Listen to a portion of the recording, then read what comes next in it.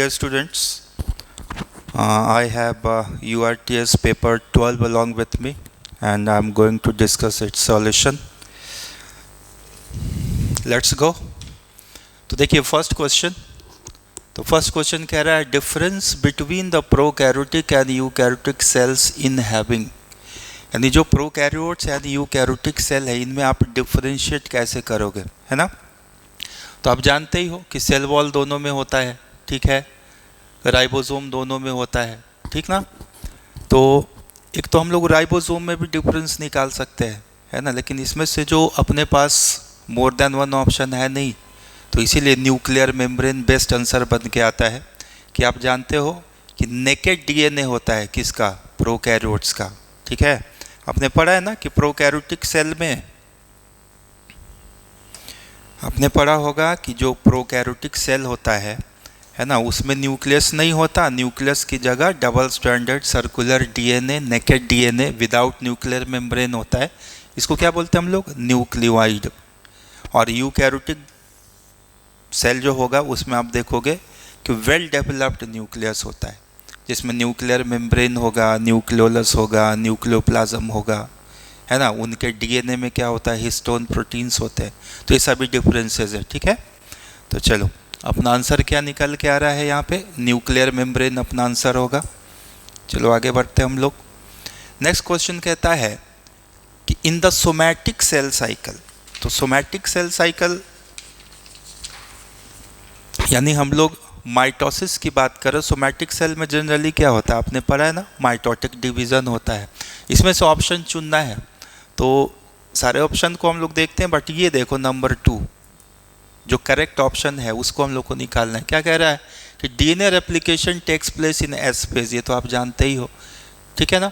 इन G1 phase DNA content double कह रहा है तो होगा नहीं, क्योंकि जिस फेज में डीएनए रेप्लिकेशन होता है डीएनए कंटेंट वहीं पर डबल होता है, तो G1 फेज में तो हो ही नहीं सकता है।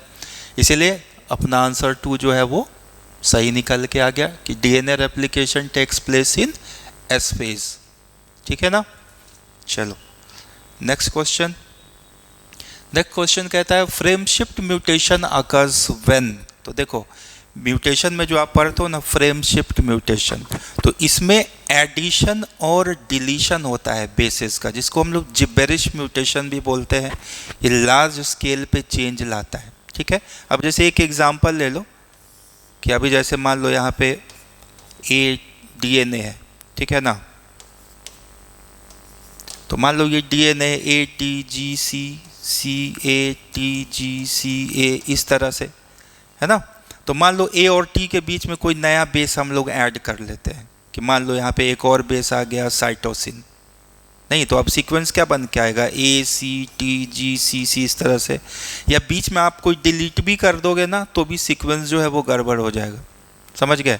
तो डीएनए पे एडिशन या डिलीशन होगा, तो इसके कारण एमआरएनए के ऊपर जो जेनेटिक कोड बनता है उसमें वेरिएशन आ जाएगा, जो कि टाइप ऑफ एमिनो एसिड को बदल देता है। तो यही होता है फ्रेम शिफ्ट म्यूटेशन। तो क्या बोलेंगे कि frame shift mutation occurs when, तो क्या बोलेंगे, एक कह रहा है बेस इज डिलीटेड और एडेड। देखो यही आंसर है कि सिर्फ एडिशन या सिर्फ डिलीशन नहीं होता है, या तो एडिशन होगा या तो डिलीशन होगा बेसिस का, ठीक है ना।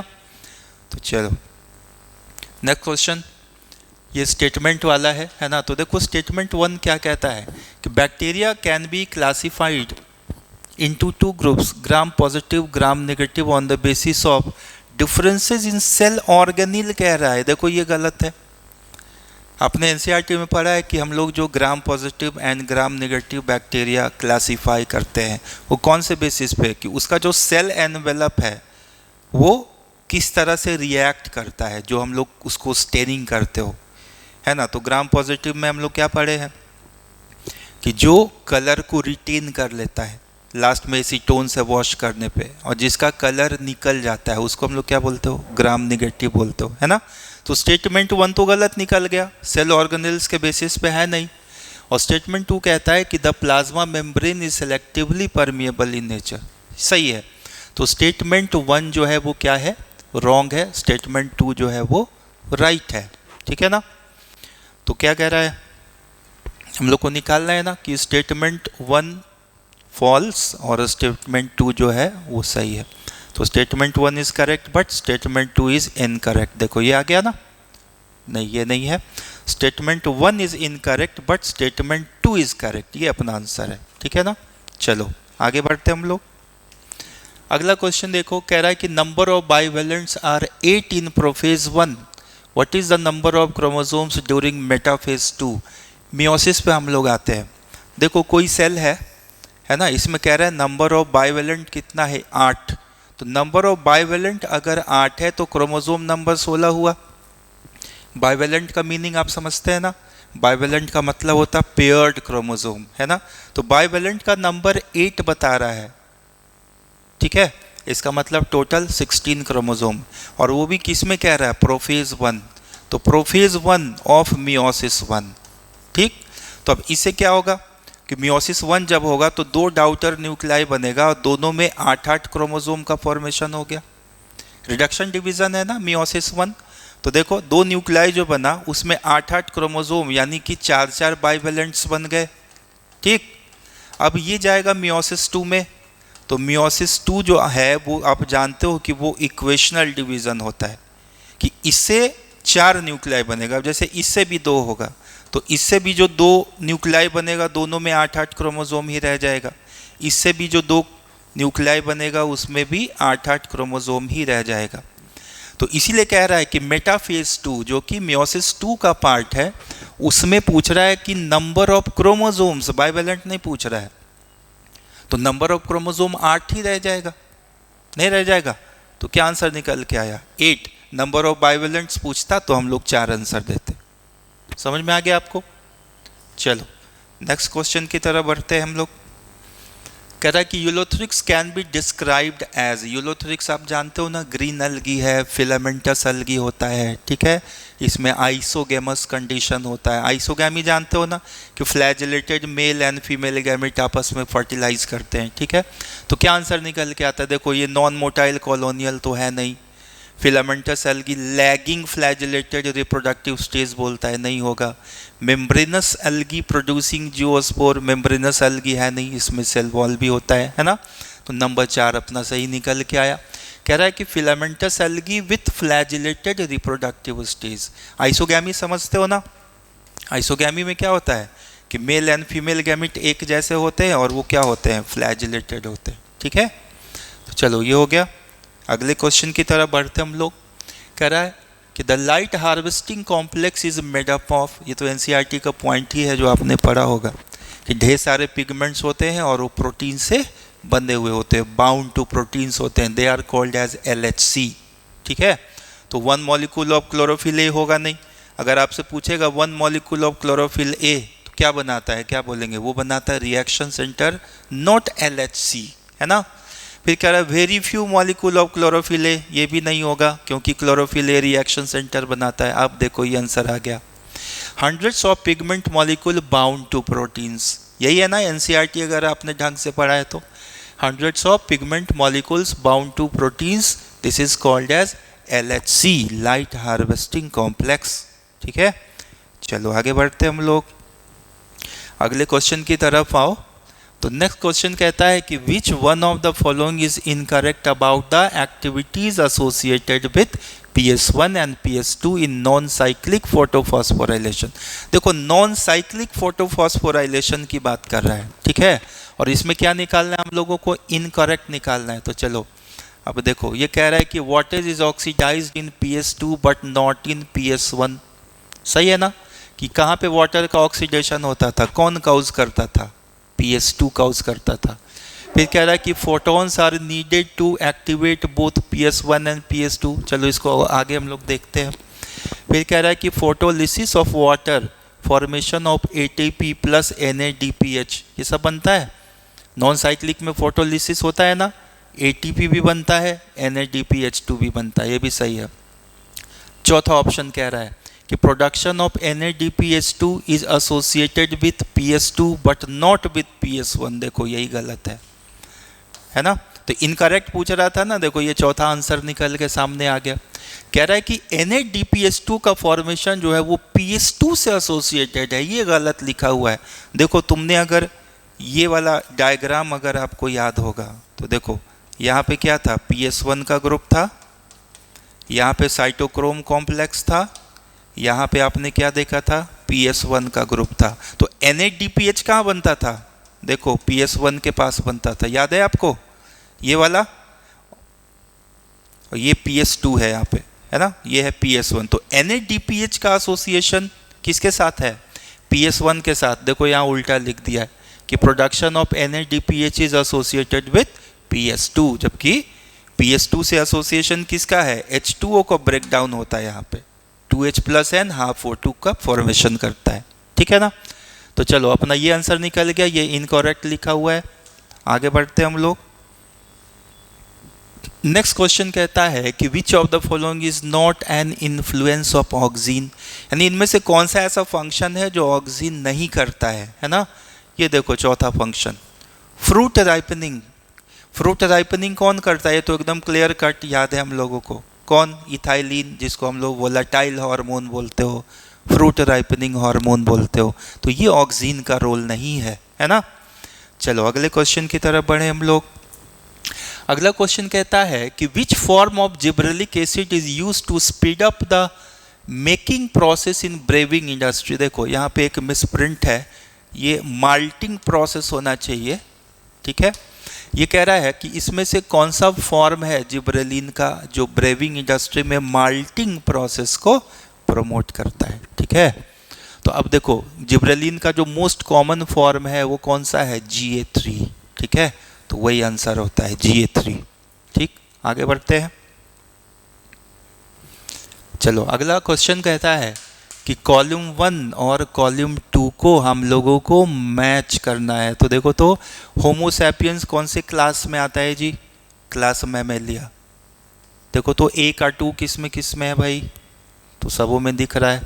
मस्का डोमेस्टिका किसका है, इंसेक्टा, है ना। मैंगीफेरा इंडिका कौन है, डाइकोटी, ठीक है। और ट्रिटिका मैस्टिवम वीट किस में आता है, मोनोकॉट्स में, है ना। तो ये तो मैच हम लोगों ने कर लिया। तो देखो A का 2 निकला, है ना, B का क्या निकला जी, B का निकला 4, तो A का 2 B का 4, देखो दो ऑप्शन में निकल के आता है, अब उसमें से चुनते हैं। C मैंगीफेरा इंडिका, C का 1 किस में है, तो देखो ये वाला ऑप्शन, ये निकल के आ गया ना अपना सही आंसर। देख रहे हो A का 2 है, B का 4 है, C का 1 है, D का 3 है। देखो कहाँ गया D, ये D का 3। ट्रिटिका मैस्टिवम वीट प्लांट को बोलते हैं, वीट किस में आता है, मोनोकॉट्स में आता है। तो ये मैचिंग हो गई अपनी, कोई दिक्कत नहीं है ना। चलो आगे बढ़ते हैं। नेक्स्ट क्वेश्चन कहता है कि match the taxonomic categories given in column 1 with their features given in column 2, ठीक है। तो चलो अब निकालते हैं। टैक्सॉन क्या होता है जानते हो, किसी भी रैंक को, टैक्सोनॉमिक ग्रुप को हम लोग क्या बोलते हैं, टैक्सॉन। स्पीसीज क्या होता है आप जानते ही हो, बेसिक यूनिट ऑफ क्लासिफिकेशन। देखो A का 2 कहाँ दिख रहा है, देखो यही वाला ऑप्शन निकल के आ गया ना। तो A का 2 निकल के आ गया, देखो B का 1 आया, ठीक है। C फाइलम क्या होता है आप जानते हो, C का 3 निकल के आ रहा है। देखो डिवीजन, जैसे फाइलम हम लोग एनिमल्स में यूज करते हो ना, वैसे ही डिवीजन सेम कैटेगरी होता है in case of plants. Classification जब करते हो तो कौन कौन सा कैटेगरी होता है, KPC ऑफ GS, देखो ये वाला होता है, kingdom, phylum, class, order, family, genus, species, ठीक है। लेकिन अगर हम प्लांट क्लासिफाई करेंगे तो यहाँ पे D डाल देंगे, डिवीजन। तो division category for plants and phylum is category for animal classification, ठीक है ना। तो फाइलम डिवीजन ये निकल गया, C का 3, देखो C का 3 और D का कौन सा बच गया, तो D का 5 हो गया नहीं, तो D का हम लोग क्या निकालते हैं, 5। Group of related species having more character in common with other species, ठीक है। तो चलो ये निकल के आ गया थर्ड ऑप्शन। अब हम लोग अगला क्वेश्चन पे आते हैं। नेक्स्ट क्वेश्चन कहता है कि which of the following class of fungi is being described by the given statements. देखो कुछ स्टेटमेंट्स दिया गया है और हम लोगों को पहचानना है कि ये कौन से क्लास ऑफ फंजाई से बिलोंग करता है। हम लोगों ने पढ़ा है ना 4 तरह का क्लासेस फंजाई का, कौन कौन सा, phycomycetes, ascomycetes, basidiomycetes and deuteromycetes. निकालो इसमें से, देखो कह रहा है कि they are found in aquatic habitats and on decaying wood in moist and damp places. देखो एक्वेटिक बोल के ला दिया तो जाहिर है ये फाइकोमाइसिटीज का ही मेंबर होगा, तो क्लियर हो गया, डायरेक्ट आ गया। फिर भी मिलाते हैं, देखो माइसेलियम एसेप्टेट एंड सिनोसाइटिक है, तो coenocytic aseptate lower fungi phycomycetes है कि नहीं। एसेक्सुअल रिप्रोडक्शन में देखो क्या क्या बनता है, जूओस्पोर बनता है या एप्लानोस्पोर, और इसके कुछ कॉमन एग्जाम्पल देखो, म्यूकर, राइजोपस, एल्ब्यूगो।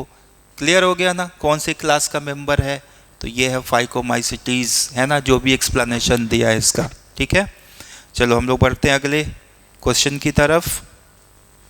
देखो नेक्स्ट क्वेश्चन कहता है कि which of the following are the characters of डिनोफ्लैजिलेट्स।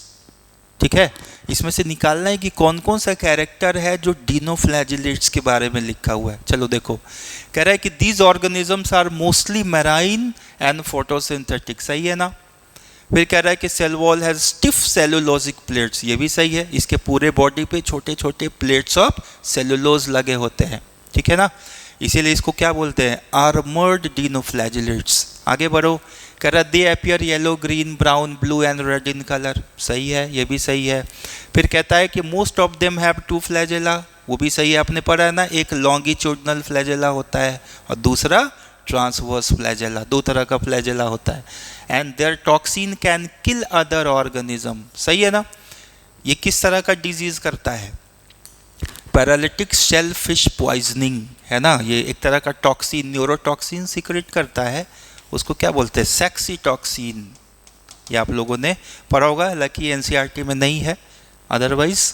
तो ये देखो हम लोगों को ये 5 का 5 ऑप्शन सही लग रहा है जो डिनोफ्लैजिलेट्स के बारे में लिखा है। देखो थर्ड ऑप्शन सही है, 1 2 3 4 एंड 5। ठीक है, चलो आगे बढ़ते हैं हम लोग अगले क्वेश्चन की तरफ। देखो क्या कह रहा है कि which of the following pair is incorrectly matched, जो गलत लिखा हुआ है ना उसको निकालना है।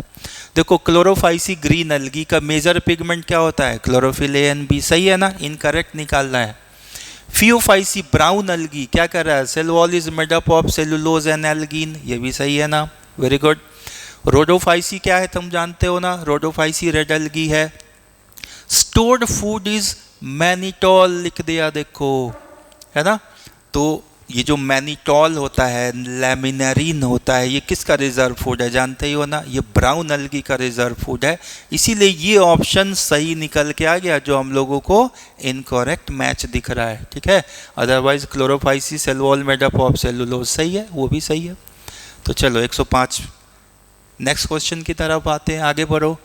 Which of the following statement is correct with respect to the given figure showing different zones of a typical root? देखो एक टिपिकल रूट का डिफरेंट जोन्स बनाया हुआ है, देख रहे हो ना। ठीक है, अब इन जोन के बारे में क्या सही स्टेटमेंट है वो निकालना है। देखो part B mainly helps in absorption of water, part B मुझे जहाँ तक दिख रहा है ये इलोंगेशन फेज है, और elongation phase absorption of water में हेल्प नहीं करता। दूसरा कहता है quiescent centre is present in part B, ये भी गलत है ना। तो क्विसेंट सेंटर जो होता है वो रिजर्व सेल्स का जोन होता है, इनएक्टिव जोन होता है, जो कि root cap and meristematic zone के बीच में होता है, तो वो भी गलत हो गया। तीसरा कह रहा है कि part A is most suitable for anatomical studies of root. देखो ये पार्ट ए जो है ना बिल्कुल इसका बेसल रीजन है, मैचुरेशन जोन, तो इसका ट्रांसवर्स सेक्शन कट करोगे ना तो सारा टिश्यूज जो होगा वो हम लोगों को क्लियर कट विजिबल होगा। तो ये ऑप्शन अपने को सही लग रहा है। देखो part A is most suitable for anatomical studies of root, सही है। चौथा ऑप्शन देखो differentiation of cells can be observed in part C, नहीं, यहाँ डिफरेंशिएशन कहाँ से होगा, है ना, यहाँ पे अनडिफरेंशिएटेड डिवाइडिंग सेल्स है, मेरिस्टेमेटिक जोन होगा यहाँ पे। ठीक है ना, इसीलिए थर्ड ऑप्शन सही निकल के आ गया। चलो आगे बढ़ते हैं अगला क्वेश्चन। अगला क्वेश्चन देखो, ये जो डायग्राम मुझे दिख रहा है आपको क्या दिख रहा है, ये एस्टिवेशन है ना, सेपल्स और पेटल्स का। कह रहा है identify the different types of aestivation in Corolla and select the correct option. ठीक है, तो देखो 4 तरह का एस्टिवेशन पढ़ो ना, ये कौन सा दिख रहा है, वेलवेट, ये कौन सा एस्टिवेशन दिख रहा है, ट्विस्टेड, है ना, ये कौन सा है, ये आपको दिख रहा है इम्ब्रिकेट और ये है वैक्सिलरी एस्टिवेशन। तो क्या निकल के आया देखो, velvet, twisted, imbricate and vexillary. सारा क्वेश्चन एनसीईआरटी से है। अगर आप ढंग से इसके एक एक पॉइंट्स और इसके एक एक फिगर को ध्यान पे रखते हैं तो कोई प्रॉब्लम नहीं आएगी, आप मोर देन 90% स्कोर कर लोगे बॉटनी में, है ना। चलो आगे बढ़ते हैं हम लोग।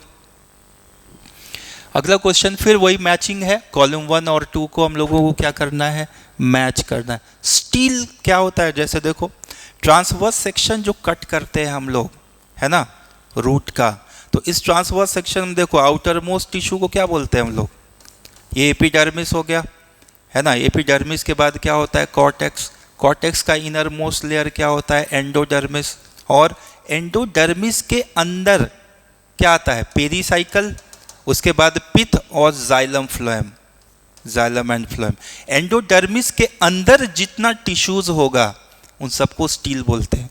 All the tissues inner to endodermis are called as steel.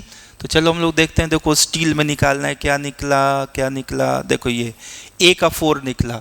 All the tissues inner to endodermis, तो A का 4 देखो दो जगह है, वो एक 1 में है और 4 में है, बाकी हम लोग इसको डिस्कार्ड करो।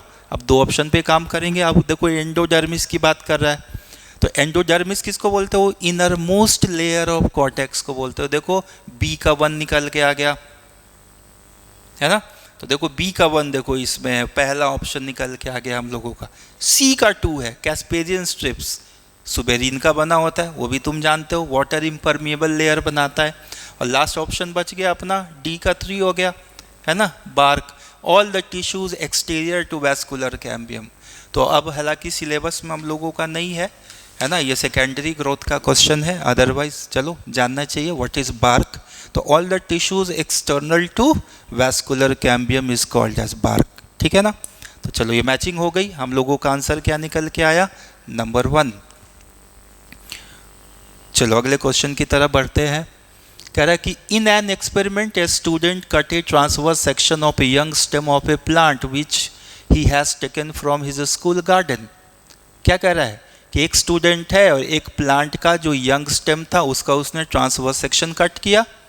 फिर कह रहा है कि after observing it under the microscope how would he ascertain whether it is a monocot stem और ए डाइकॉट स्टेम। कह रहा है कि उसका ट्रांसवर्स सेक्शन, जैसे आपने कोई यंग स्टेम ले लिया, यंग स्टेम का ट्रांसवर्स सेक्शन कट करके उसको आप माइक्रोस्कोप में देखते हो, कैसे आप समझोगे कि ये मोनोकॉट स्टेम है कि डाइकॉट स्टेम है, ठीक है ना। वही पूछ रहा है ना कि किस तरह का स्टेम है, मोनोकॉट है कि डाइकॉट है, ठीक। तो उसका वैस्कुलर बंडल देख के समझ सकते हो। आपने पढ़ा है ना कि मोनोकॉट में कैसा होता है, वैस्कुलर बंडल स्कैटर्ड होता है, बिखरा हुआ होता है ग्राउंड टिश्यू में, जबकि एक रिंग अरेंजमेंट होता है किसमें, डाइकॉट स्टेम में। ऑप्शन निकालते हैं, देखो कह रहा है with the help of bulliform cell, नहीं होगा ना, क्योंकि बुलीफॉर्म सेल कहाँ पे होता है पता है आपको, लीफ में। With the help of Casparian strips, नहीं होगा ना, क्योंकि ये कैस्पेरियन स्ट्रिप्स कहाँ पे होता है, रूट में, है ना।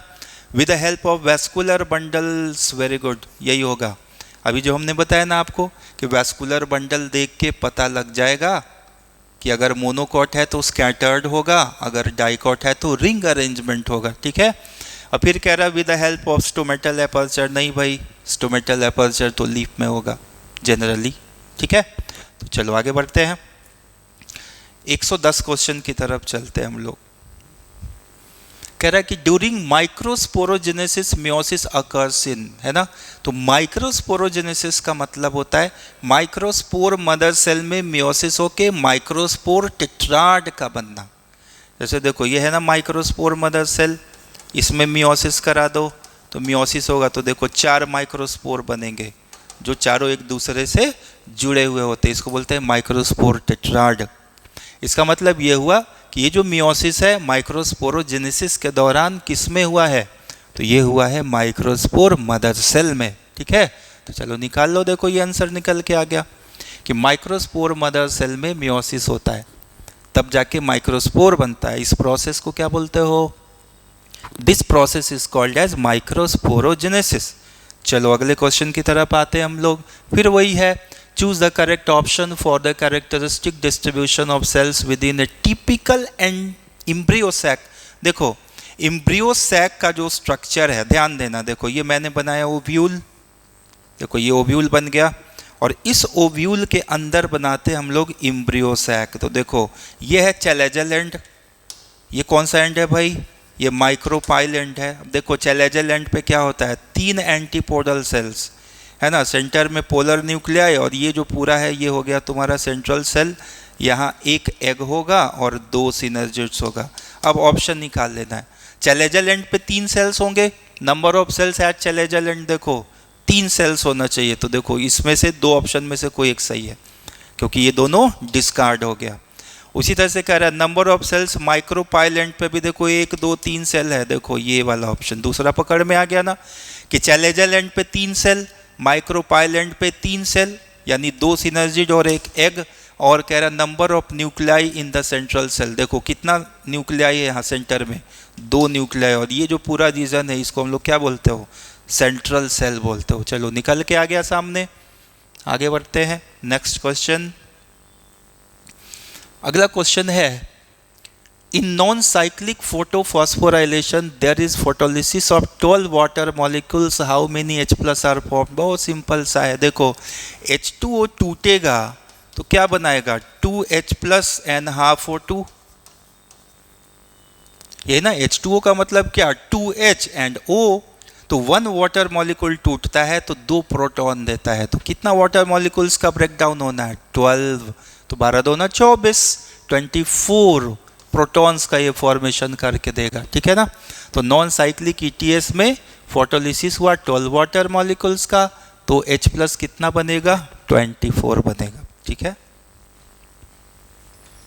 आगे बढ़ते हम लोग, कह रहा है कि एट विच वेवलेंथ साइक्लिक फोटोफॉस्फोराइलेशन अकर, साइक्लिक समझते हो ना, साइक्लिक फोटोफॉस्फोराइलेशन में PS1 का पार्टिसिपेशन है, और तुम जानते हो PS1 का रिएक्शन सेंटर क्या है, P700, तो P700 का मतलब बियॉन्ड 680 नैनोमीटर, ठीक है ना। तो क्या आंसर निकल के आएगा, साइक्लिक ETS में वेवलेंथ बियॉन्ड 680 नैनोमीटर होना चाहिए, देखो दूसरा ऑप्शन, P700 क्या हुआ, बियॉन्ड 680 नैनोमीटर हुआ ना, देखो ये वेवलेंथ बिलो नहीं होगा, बिलो 500 नहीं होगा, बियॉन्ड 800 नहीं होगा, तो क्या आंसर आ गया, P700 का मतलब हो गया बियॉन्ड 680 नैनोमीटर, ठीक है। चलो आगे बढ़ते हैं, अगला क्वेश्चन देखो, ये DNA रेप्लिकेशन का है, तो ध्यान देना DNA रेप्लिकेशन में, अब इसको मैं पूरा बना दे रहा हूँ, देखो ये स्ट्रैंड जो ये 5' है, ये 3', तो जाहिर है कि इधर जो कंटिन्यूअसली रेप्लिका का फॉर्मेशन होगा तो इसका 5' यहाँ होगा, 3' यहाँ होगा, ठीक, और जो दूसरा स्ट्रैंड है इसका कॉम्प्लीमेंट्री होगा, तो ये 3' और इधर ये हो गया 5', और इधर डिसकंटिन्यूअस सिंथेसिस हो रहा है, तो ये है 5' एंड और ये है इसका 3' एंड, यानी यहाँ पे 3' एंड है। तो अब हम लोगों को निकाल लेना है इसके अंदर, ठीक है। पहला ये तो कंटिन्यूअस सिंथेसिस हो गया, ऑप्शन 1 में क्या है, कंटिन्यूअस सिंथेसिस, तो ऑप्शन 1 में कंटिन्यूअस सिंथेसिस देखो कहाँ कहाँ है, एक ऑप्शन 2 में है और एक ऑप्शन 4 में, देखो 3 और फर्स्ट ऑप्शन डिस्कार्ड हो गया, ठीक है ना। अब सेकेंड, फर्स्ट हो गया कंटिन्यूअस सिंथेसिस, अब ये सेकेंड है, देखो ये सेकेंड डिसकंटिन्यूअस सिंथेसिस हो रहा है, तो सेकेंड में डिसकंटिन्यूअस सिंथेसिस लगाओ, किस में है, देखो ये डिसकंटिन्यूअस सिंथेसिस हो गया। अब थर्ड, तो थर्ड यहाँ पे इंडिकेटिव है ना, तो 5 से 3 इधर बन रहा है, 5' to 3', तो थर्ड में 3' आना चाहिए और फोर्थ में 5' आना चाहिए, है ना। तो देखो कहाँ कहाँ है, देखो थर्ड में 3' एंड है और फोर्थ में 5' एंड, देखो ये चौथा ऑप्शन हम लोगों का क्लियर कट निकल के आ गया। तो आंसर क्या हो गया हम लोगों का, फोर्थ, फर्स्ट में कंटिन्यूअस सिंथेसिस, ये सेकेंड है डिसकंटिन्यूअस सिंथेसिस, थर्ड में देखो ये 3' एंड होगा क्योंकि उधर से 5' to 3' बनते हुए आ रहा है, और ये फोर्थ ऑप्शन यहाँ से ऐसे 5' to 3' इसके कॉम्प्लीमेंट्री बनेगा, ठीक है ना। तो ये फोर्थ में 5' एंड हो गया, तो ये फोर्थ आंसर बन के आ गया, ठीक। अगले क्वेश्चन की तरफ आओ, अगला क्वेश्चन देखो फिर से, ये याद पड़ रहा है आपको, ये डायग्राम सिकल सेल एनीमिया का है ना। तो देखो क्या करना है इसमें, ट्रू फॉर गिवन डायग्राम, देखो इसको फिलअप करना है, ये जो ए वाला पोर्शन है ये कौन सा जेनेटिक कोड है, देखो GUG आपको पता है ना GUG किसको कोड करता है? वैलिन को कोड करता है। इसमें क्या हुआ है, ये सिकल सेल एनीमिया में genetic code GAG glutamic acid को कोड करता था, अब वो कन्वर्ट हो गया किसमें? GUG में। वो किसको कोड करेगा? वैलिन एमिनो एसिड को कोड करेगा। तो यहाँ पे क्या फिलअप होगा? तो यहाँ पे कौन सा एमिनो एसिड फिलअप होगा? वैलिन। देख रहा हो ना, यहाँ पे A लिखा हुआ है ना, तो A में क्या फिलअप होगा? ये देखो, वैलिन एमिनो एसिड GUG उसी को कोड करता है। ठीक है, चलो आगे बढ़ते हैं हम लोग।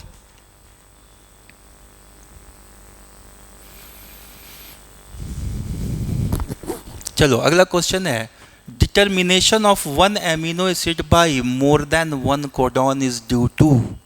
ये तो डेफिनेशन है, आपने प्रॉपर्टीज ऑफ कोडॉन पढ़ा होगा। तो प्रॉपर्टीज ऑफ कोडॉन में आपने पढ़ा होगा, एक प्रॉपर्टी होता है जिसको बोलते हैं डीजेनरेसी ऑफ कोडॉन। तो डीजेनरेसी ऑफ कोडॉन का मतलब होता है कि मोर than one codons can code one amino acid.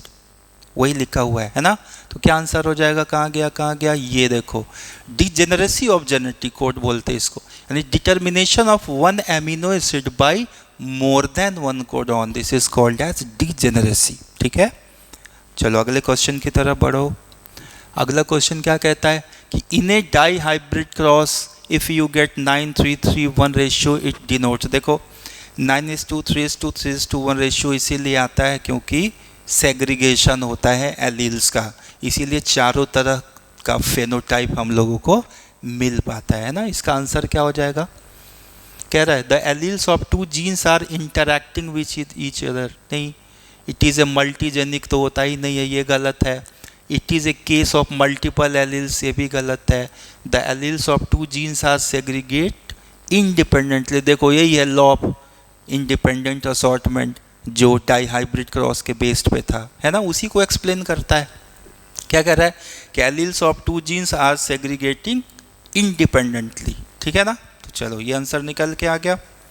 अगला क्वेश्चन अब देखो, कह रहा है energy pyramids are use to represent energy transfer in an ecosystem because energy in each trophic level. तो देखो अगर हम ये बोले कि एक ट्रॉफिक लेवल से दूसरे ट्रॉफिक लेवल तक एनर्जी ट्रांसफ़र होता है, तो जो एग्जिस्टिंग ट्रॉफिक लेवल है उसका एनर्जी लॉस्ट हुआ। आपने पढ़ा है ना 10% लॉ ऑफ लिंडमैन, नहीं? तो वही चीज़ है। तो ये क्या कह रहा है कि गेंड बिटवीन नहीं, तीसरा कंजर्व्ड कहता है, दूसरा लॉस्ट। तो आंसर क्या बन के आएगा?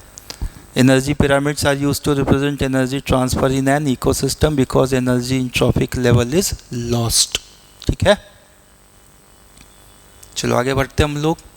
फिर 119 में कहता है select the incorrect statement with respect to the category genus, है ना, कि इनकरेक्ट स्टेटमेंट निकालना है जो कि कैटेगरी जीनस के लिए लिखा है। ठीक है, अब कह रहा है it is a group of assemblies of related species, तो सही लिखा है।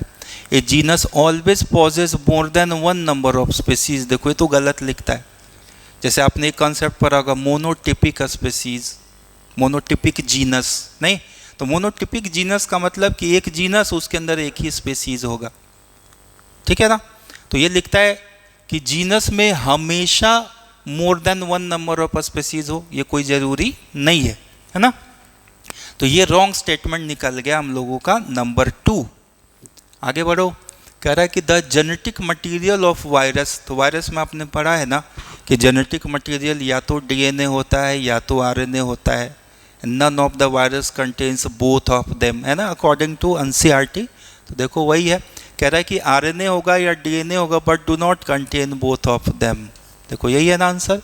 The genetic material of virus includes, तो ओनली आरएनए नहीं है, ओनली डीएनए नहीं है, बोथ नहीं है, according to NCERT fourth answer है, या तो आरएनए है ना या तो डीएनए। आगे बढ़ो, अब देखो, अब इसको हम लोगों को क्या कराना है? लैबलिंग करा के देखना है। ठीक है, तो लैबलिंग में देखो क्या क्या दिख रहा है भाई। तो ये जो ए वाला पोर्शन है, सबसे पहले हम लोग इसको मैच कराते हैं। जैसे देखो ये एंडोस्पर्म है, ये बी वाला एम्ब्रियो है, ये सी वाला है ना, ये सी वाला पोर्शन क्या दिखा रहा है? ये ए क्या है? एंडोस्पर्म, है ना। उसके बाद देखो ए एंडोस्पर्म किस में पहले वो देख लो। देखो एक ऑप्शन 1 है और एक ऑप्शन 3 है, बाकी 2 को हम लोग क्या करते हैं, डिस्कार्ड कर देते हैं, ठीक है। बी को छोड़ते हैं। अभी देखो सी ये स्क्यूटेलम यहाँ पे होता है, जो सिंगल कॉटिलेडन होता है मोनोकॉट्स का, सी में स्क्यूटेलम आना चाहिए। किस में है, देखो सी में स्क्यूटेलम, ये वाला देखो, ये मैच कर गया हम लोगों का, सी में स्क्यूटेलम, ठीक है। हालांकि इसमें भी है। अब देखो यहाँ पे क्या होता है, प्ल्यूमुल, यहाँ पे प्ल्यूमुल होता है और यहाँ पे क्या होता है, रेडिकल। तो देखो रेडिकल के ऊपर कवरिंग होगी तो कोलियोराइजा, ई को क्या होना चाहिए, कोलियोराइजा। प्ल्यूमुल के ऊपर कवरिंग यहाँ पे दिख रहा है ना, ये वाला डी वाला पोर्शन, इसको बोलते हैं कोलियोप्टाइल।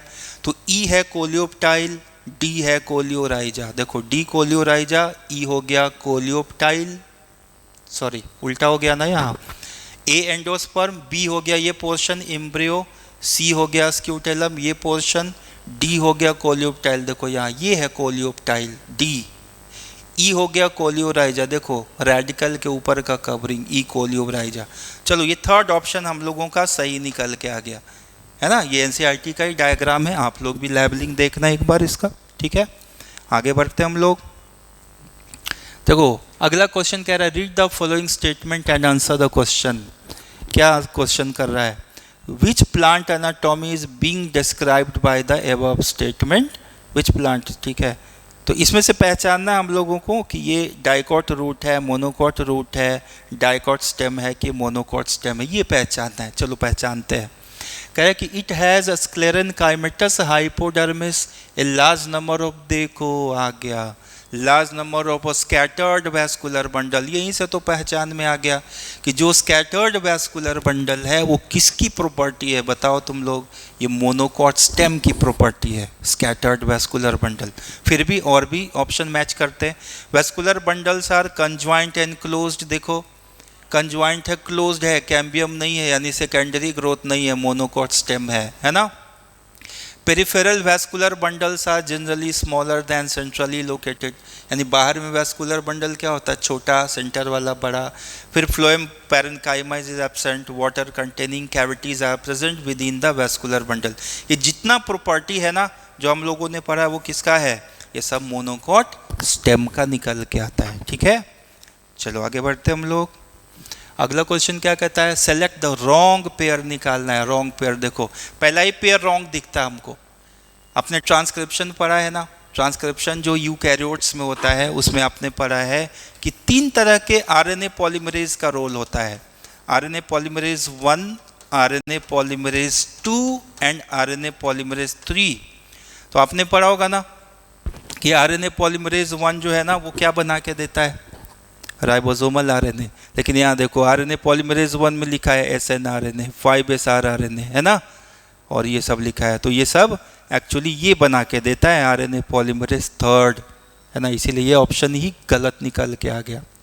बाकी देखो ये सब सही मैच है। RNA polymerase 1 ribosomal RNA, RNA polymerase 2 HN RNA, जिसको हम लोग क्या बोलते हैं, हेटेरोजीनस न्यूक्लियर आरएनए, है ना। आरएनए पॉलीमरेज 3 क्या देता है, ट्रांसफर आरएनए देता है, ठीक है। चलो आगे बढ़ते हम लोग। चलो अगला question, which of the following occurs due to the presence of autosome link dominant trait. देखो ऑटोसोमल डोमिनेंट ट्रेट ये तो याद करने वाली चीज़ है, ये मायोटोनिक डिस्ट्रॉफी होता है। उसी तरह से थैलेसीमिया, सिकल सेल एनीमिया जो है, अपना आंसर ये है 124 का पहला। Otherwise thalassaemia, sickle cell anaemia ये क्या होता है पता होगा आपको, ऑटोसोमल रिसेसिव होता है। हीमोफीलिया आपने पढ़ा होगा, ये एक्स क्रोमोसोमल रिसेसिव होता है, ठीक है। तो क्वेश्चन क्या पूछ रहा है, ऑटोसोमल डोमिनेंट, तो ये आंसर है मायोटोनिक डिस्ट्रॉफी, ठीक है। अगला क्वेश्चन 125 क्या कहता है कि which of the following is responsible for the formation of new cell wall and also represents the middle lamella between walls of 2 adjacent cell. तो आपने पढ़ा है ना, सेल प्लेट फॉर्मेशन होता है ना, जिसमें क्या देखते हैं हम लोग, साइटोकाइनेसिस के दौरान देखते हैं, किसमें, प्लांट सेल्स के अंदर, ठीक है ना। तो ये आंसर है, सेल प्लेट मेथड होता है। क्लीवेज फरो मेथड आपने पढ़ा होगा एनिमल सेल्स में, ठीक है ना। तो चलो यही आंसर हो गया कि which of the following responsible for the formation of new cell wall, तो यही है सेल प्लेट फॉर्मेशन। चलो आगे बढ़ते हम लोग। आगे बढ़ो, कह रहा है process that creates an important difference between C3 and C4 plant. देखो इंपॉर्टेंट डिफरेंस पूछ रहा है, कौन सा प्रोसेस के थ्रू हम लोग कर सकते हैं। तो ये देखो, ये third photo respiration.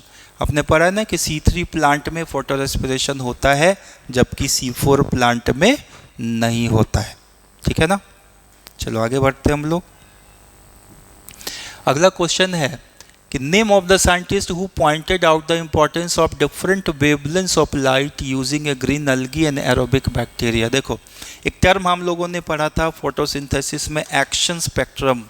Action spectrum का मतलब ही होता है ये कि ये पता करना कि डिफरेंट वेवलेंथ्स ऑफ लाइट का क्या रोल होता है।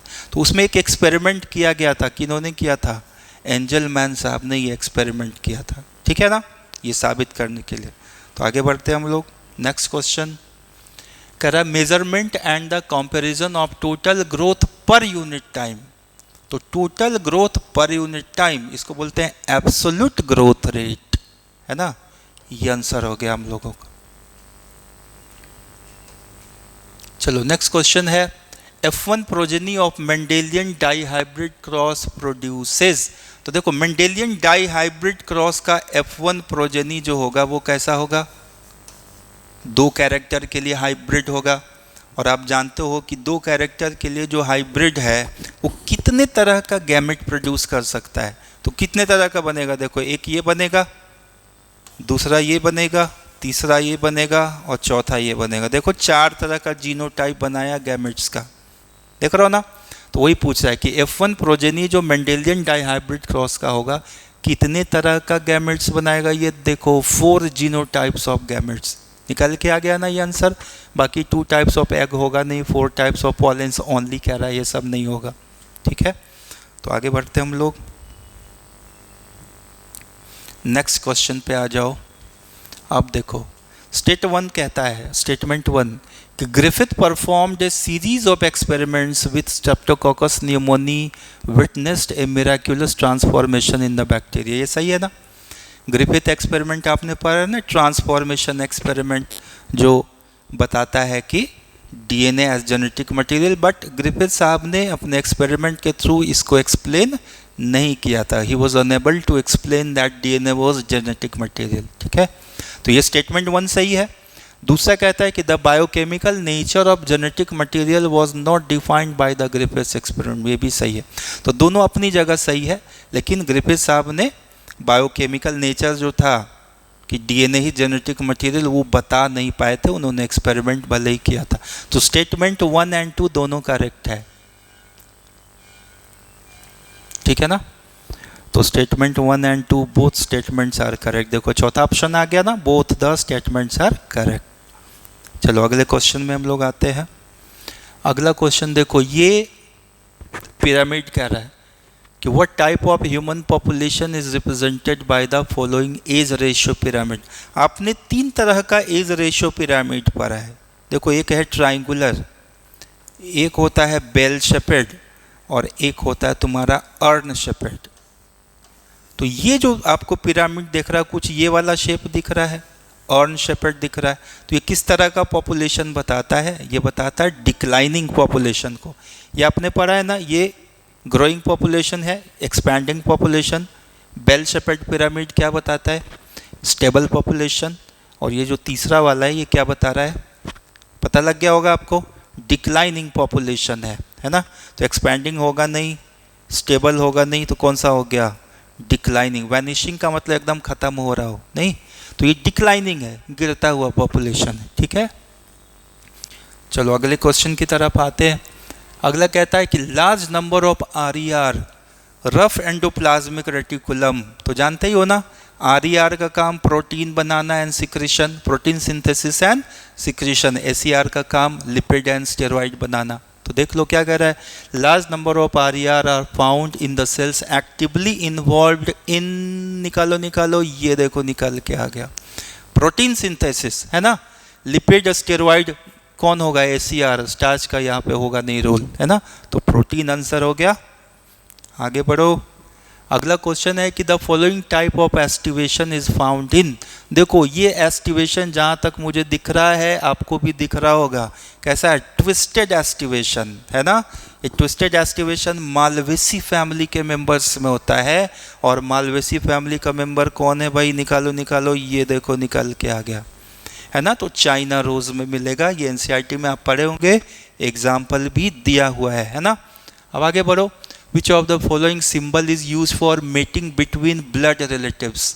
तो मेटिंग बिटवीन ब्लड रिलेटिव्स का देखो ये सिंबल होता है, और नॉर्मल मेटिंग जो होता है ना उसके लिए ये सिंबल यूज करते हैं, ठीक है ना। तो ये अपना आंसर है, मेटिंग बिटवीन ब्लड रिलेटिव्स, इसको कॉन्सैंग्यूइनस मैरिज भी बोलते हैं, है ना।